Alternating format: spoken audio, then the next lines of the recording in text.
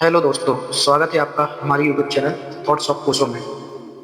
क्या आपने कभी महसूस किया है कि जीवन में सब कुछ होते हुए भी अंदर एक खालीपन है?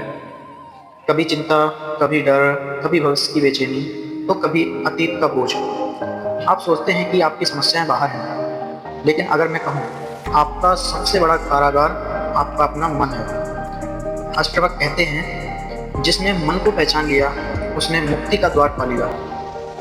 आज के इस वीडियो में हम जानेंगे मन कैसे हमें कैद करता है और बिना कहीं जाए, बिना कुछ छोड़े कैसे उसी जीवन में मुक्त हुआ जा सकता है। कल्पना कीजिए, एक पक्षी बरसों तक पिंजरे में रहा।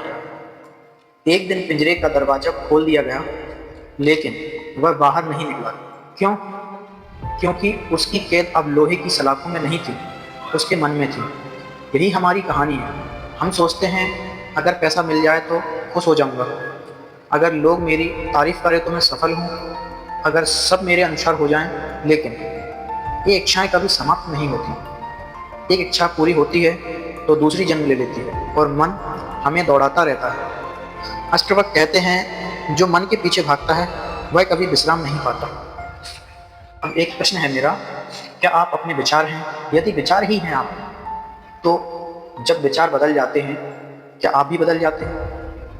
बचपन में आपकी सोच अलग थी, आज अलग है, लेकिन जो इन सब परिवर्तनों को देख रहा था वह कौन है? वही आपका वास्तविक स्वरूप है। अष्टवक्र कहते हैं, तुम शरीर नहीं हो, तुम मन नहीं हो, तुम शुद्ध चेतना हो। जैसे आसमान बादलों से प्रभावित नहीं होता, वैसे ही आत्मा विचारों से प्रभावित नहीं होती। अब मैं आपको एक कहानी सुनाता हूँ।